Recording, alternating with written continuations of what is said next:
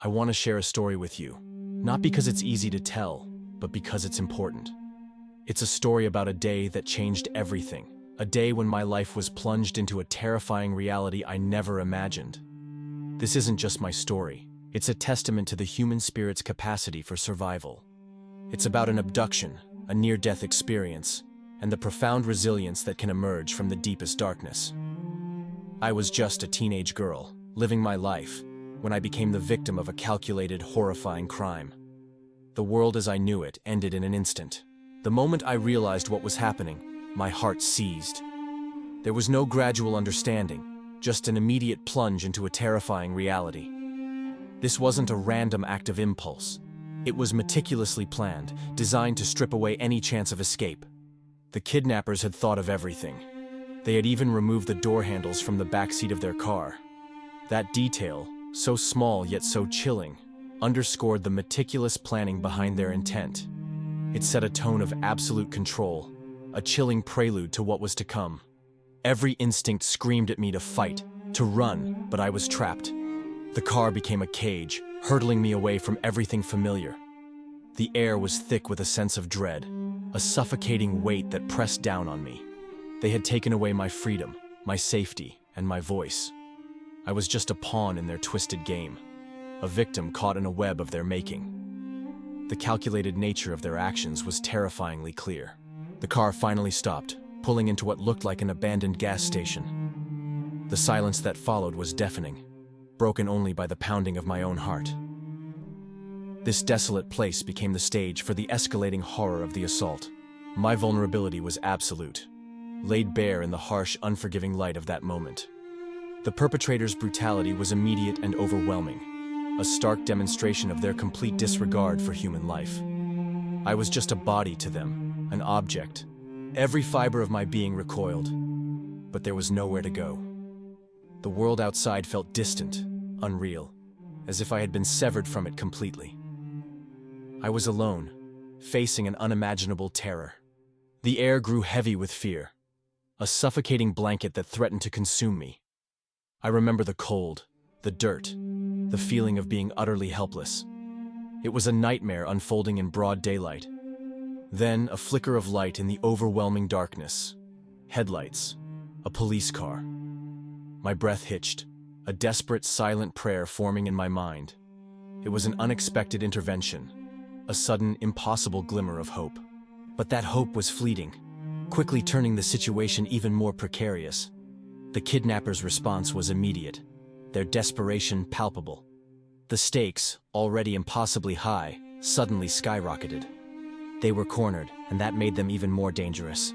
I could feel their tension, their fear, radiating through the confined space. My heart pounded, a frantic drumbeat against my ribs. This wasn't a rescue, it was a standoff. I was still trapped, still vulnerable, caught between two forces.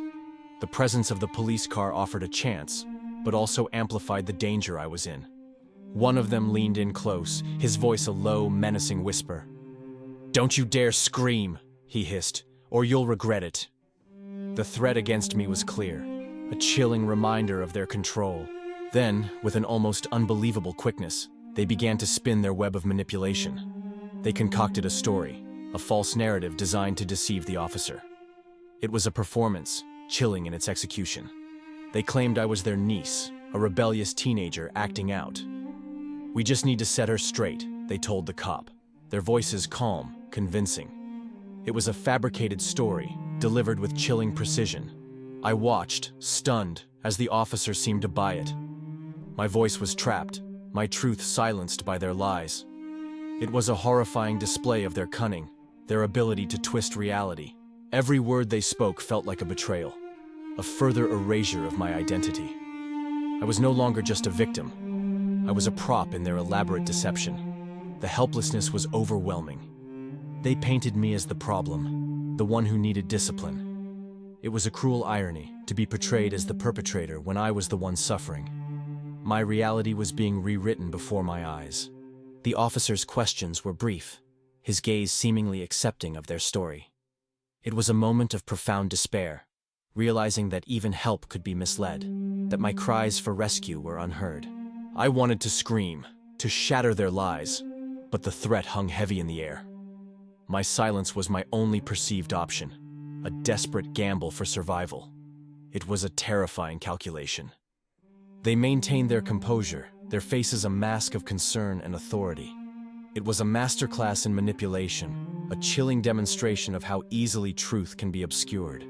The officer, seemingly satisfied, eventually turned to leave. My heart sank, a heavy stone in my chest. The glimmer of hope had faded, replaced by a renewed sense of dread. I felt utterly alone, abandoned to my fate. The world outside, the world of justice and safety, seemed to have turned its back on me. It was a crushing realization. Their false narrative had worked, buying them precious time and maintaining their control. I was still their captive, still at their mercy, despite the brief presence of law enforcement. The car started again, pulling away from the gas station. The brief interlude of hope was over, and the nightmare resumed its relentless course. I braced myself for what was next. The police officer, however, wasn't entirely convinced. He insisted they leave the station immediately, his presence a lingering threat. He even followed their car back to the highway, a silent, watchful shadow. This unexpected persistence threw a wrench into their plans. The fear of being identified, of their crime being exposed if my body turned up, began to gnaw at them. Their meticulous planning was unraveling. They started arguing, their voices low and tense. I could hear the panic in their tones, the shift from calculated control to desperate improvisation. Their carefully constructed world was crumbling. The officers' continued presence forced their hand. They made a snap decision, a desperate attempt to salvage their freedom. They decided to abandon their horrific plan and release me. The car screeched to a halt. Before I could even process what was happening, I was roughly thrown down a gravel embankment. The impact was jarring, sending a shockwave of pain through me. I scrambled to my feet, disoriented but alive. The darkness was absolute, but I could hear the car speeding away, leaving me alone in the desolate night. My legs moved on their own, propelled by a primal urge to survive. I ran blindly through the darkness, the gravel tearing at my feet. My lungs burned, my heart hammered, but I didn't stop. I just ran, driven by an instinct to find safety, to find light. Finally, I saw it, a beacon in the darkness. A nearby restaurant still open, its lights a welcoming glow. I stumbled towards it, every step a testament to my desperate will to live. I burst through the doors, gasping for air, my body trembling uncontrollably. The faces of the people inside were a blur, their expressions shifting from surprise to concern. I was safe, for now. The relief was overwhelming, a wave that threatened to buckle my knees. I had escaped, against all odds. The nightmare was over, but its echoes would forever remain. I remember lying in the wet grass, somewhere near the restaurant, gazing up at the stars. The night sky was vast and indifferent, yet in that moment, it felt like a witness to my survival. And then, the realization hit me with the force of a physical blow. Holy shit, I was somehow still alive. It was a poignant moment of clarity, a profound understanding of the miracle that had just occurred. I had faced unimaginable horror, and I had survived. The sheer improbability of it was staggering. The physical wounds were undeniable, scrapes, bruises, the lingering ache of impact. But the emotional wounds ran far deeper. I was injured, yes, but also anguished, violated, and sorrowful.